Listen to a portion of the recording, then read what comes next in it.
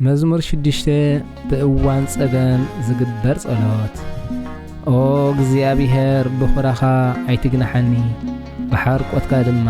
አይተቕጽዓኒ او እግዚአብሔር ደኺመ እሞ መሐረኒ او እግዚአብሔር ዓጽምተይ ትንሳቐኒ አጥዕየኒ ኣነ ኣዝየ ተሸቢረ ኣለኹ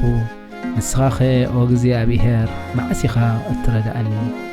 او እግዚአብሔር ነዓ እናግፈኒ ምእንቲ ምሕረትካ ከሞት ኣድሕነኒ ኣብ ሃገር ሞት ዝዝክረካ ይልቦን ኣብ ሲኦል ከዓ ዘመስግነካ ይልቦን ኣነ ብእህታ ሰልክየ ለይተለይትን መደቀስየይ ብንብዓት ኣርሕሶ ንመንጸፈይ ከዓ ብንብዓት ተጠልቅየ ኣለኹ ዓጽምተይ ብሓዘን ተባላሸዋ ብሰሪ ኩሎም ተጻረርተይ ይደኽማ ኣለዋ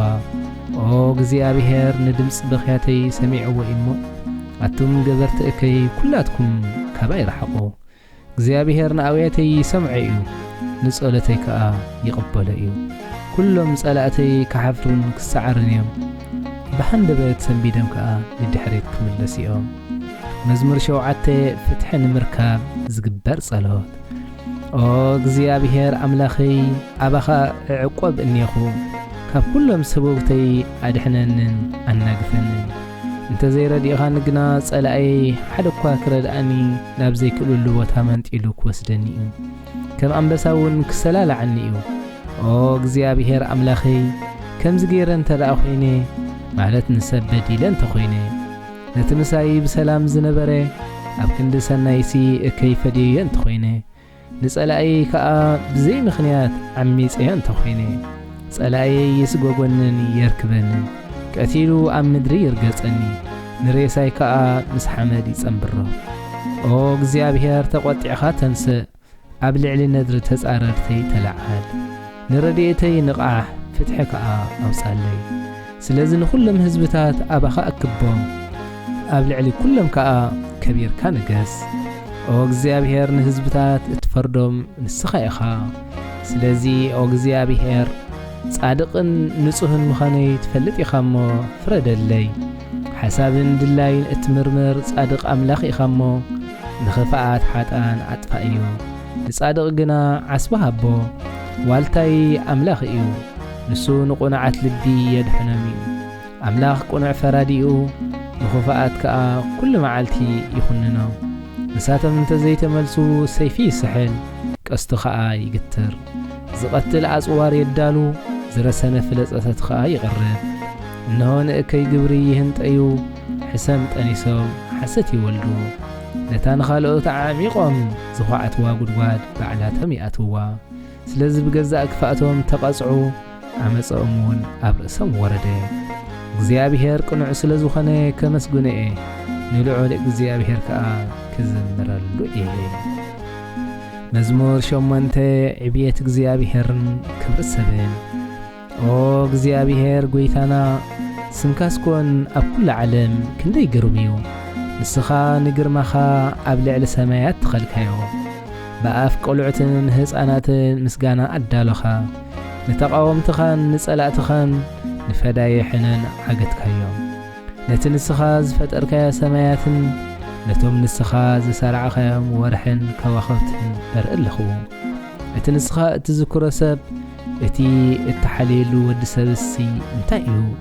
ካብ መላእኽቲ ንቑርብ ኣንኣስካዮ ብኽብርን ብግርማን ከዓ ከለልካዮ ኣብ ልዕሊ ኩሉ ፍጥርካ ሸምካዮ ንኹሉ ኣብ ትሕቲ ስልጣኑ ገበርካዮ ንብዘለዋ ኩለን ኣባጊዕን ኣሓን ንእንስሳታትን በረኻን ንዕዋፍ ሰማይን ንዓሳታት ባሕርን ነቲ ኣብ ባሕሪ ዝነብር ፍጥረትን ኣብ ትሕቲ ስልጣኑ ገበርካዮ ኦ እግዚአብሔር ጐይታና ስምካስኮን ኣብ ኩሉ ዓለም ክንደይ ግሩም እዩ መዝሙር 9 ምስጋና ነቲ ቁኑዕ ዝፈርድ ኣምላኽ ኦ እግዚአብሔር ብምሉእ ልበይ ከመስግነካ እየ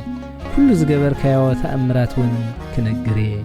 በኣኻ ባህ ክብለንን ክሕጐስን እየ ኦ ልዑል ንስምካ ክዝምር እየ ንስኻ ምስ ተገለጽካ ጸላእተይ ይሃድሙ ወዲቖም ድማ ይመቱ ጻድቕ ፈራዱ ኮንካ ኣብ ዝፋነይ ተቐመጥካ ነገረይ ከዓ ብሓቂ ፈረድካለይ ንኣሕዛብ ገናሕኻዮም ንሓጥኣን ኣጥፋእኻዮም ስሞም ከዓ ንዘለዓለም ደምሰስካዮም ጸላእቲ ንሓዋሩ ክጠፍኡ ከተማታቶም ከዓ ዓነዋ ንዘለዓለም ከዓ ተረሲዐን ተረፋ እግዚአብሔር ግና ንዘለዓለም ነጊሱ ይነብር ዝፋኑ ንፍርዲ ዓዳለዎ ንሱ ንዓለም ብሓቂ ይፈርዳ ንህዝብታት እውን ብቕንዕና ይዳንዩ እግዚአብሔር ንጥቁዓን ዕቑባ ብግዜ ጸበባ እምባ እዩ ኦ እግዚአብሔር እቶም ንስምካ ዝፈልጡ ዓብኻ ክዕቆብ እዮም ንስኻ ከዓ ነቶም ዝደሊኻ ኣይትሓድጎምን ኢኻ ነቲ ኣብ ጽዮን ዝነግስ እግዚአብሔር ዘምርሉ ኣብ ማእኸል ኣሕዛብ ግብርታቱ ንገሩ እቲ ፈዳይ ሕነ ዝኾነ እግዚአብሔር ንጥቁዓት ይዝክሮም እዩ ንኣውያቶም እውን ኣይርስዕን እዩ ነቶም ዝበደሉ ድማ ይቐጽዕ ነቲ ብጸላእተይ ዝረኽቦ ዘለኹ መከራ ረአዮ ኣታ ካብ ኣፍ ሞት እተውፃእኒ ደንግጸለይ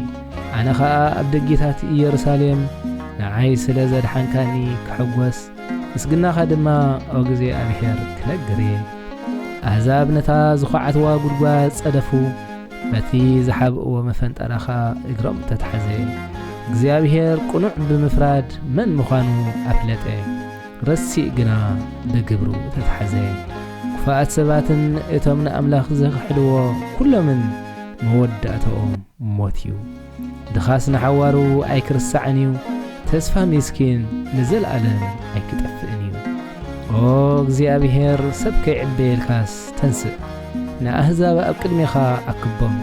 ፍርድኻ ኸኣ ኣስማዕዮም ኦ እግዚአብሔር ፍርሃት ኣውድቐሎም ፍርድኻ ኸኣ ኣስማዕዮም ኣሕዛብሲ ሰብ ምዃኖም ደኣ ይፍለጡ መዝሙር 10 ፍትሒ ንምርካብ ዝግበር ጸሎት ኦ እግዚአብሔር ስለምንታይ ደኣ ካባና እትርሕቕ ብዘበን ጸበባናስ ስለምንታይ እትኽወለና ክፉኣት ብትዕቢት ንድኻታት ተሳቒዎም ኣለዉ ንስኻ ድማ በቲ ዘዳለዎ መፈንጠራ ሓዞም ክፉእ ሰብ ብትምኒቱ ይጀሃር ስሱዕ ሰብ ንእግዚአብሔር ይረግምን ይኽሕድን ክፉእ ሰብ ብዛዕባ እግዚአብሔር ኣይግደስን ብትዕቢቱ ኸኣ እግዚአብሔር የሎን ኢሉ ይሓስብ ዝገብሮ ዘበለ ኩሉ ይሰልጦ ንትእዛዛት ኣምላኽ ኣይርድእን እዩ ንጸላእቱ ይንዕቖም ብልቡ ከቶ ኣይክናወፅን ካብ ወለዶ ንወለዶ ክፉ ኣይክመፀንን እዩ ይብል ኣሎ ዘረብኡ መርገምን ጥልመትን ዓመፅን ዝመልአ እዩ ቀልጢፉ ኸኣ እከይን ጥፍኣትን ይዛረብ ኣብ ናይ ዓድታት ሸጓሽጉ የድቢ ንንጹህ ኣብ ሕቡእ ስፍራ ይቐትሎ ዓይንቱ ንምስኪን ይስልኦ ከም ኣንበሳ ኣብ መሕቢእ ኮይኑ ይጸናቶ ንምስኪን ይጐብጦ የድቢ ብመጻወዲኡ ሒዙ ኸኣ ጐቲቱ ይወስዶ እቶም መሳኪን ድማ ብሓይሉ ተጨፍሊቖም ኣብ ትሕቲኡ ይወድቁ ንሱ ብልቡ ኣምላኽ የሎን ገጹ ኸዊል እዩ ንዓይ ከዓ ኣይርእየንን ይብል ኦ እግዚአብሔር ተንስእ ንኽፉኣት ሰባት ቅጽዓዮም ኦ ኣምላኽ ንጥቁዓት ኣይትረሳዕዮም ስለምንታይ ክፉእ ሰብ ንኣምላኽ ዝንዕቆ ብልቡ ኸኣ ኣይክናወፅን እየ ዝብሎ ንስኻ ግና ኦ ኣምላኽ ትርኢ ኢኻ ንጻዕርን ሓዘንን ተቕልበሊ ኢኻ ንምርደኢ እውን ደልዊ ኢኻ ረዳእ ዘኽታማት ንስኻ ስለ ዝኾንካ ምስኪን ንነገሩ ናባኻ የማዕቕቦ ንትሪ ሓጥኣንን ክፉኣት ሰባትን ስበሮ ነቲ ዝገበርዎ ኣበሳ ቅጽዓዮም ደጊሞም ከምዘይብድል እውን ግበሮም እግዚአብሔር ንዘለዓለም ዓለም ንጉስ እዩ እቶም ንጣዖት ዘምልኹ ካብ ምድሩ ክጸንቲኦም ኦ እግዚአብሔር ንጸሎት ትሑታት እትሰምዕ ንልቦም እውን እተባራትዕ ንስኻ ኢኻ መዋቲ ሰብ ምግፋዕ ከይቅጽል ኣውያት ጥቑዓትን ዘኽታማትን እትሰምዕ ፍትሒ ድማ እተውፅኣሎም ንስኻ ኢኻ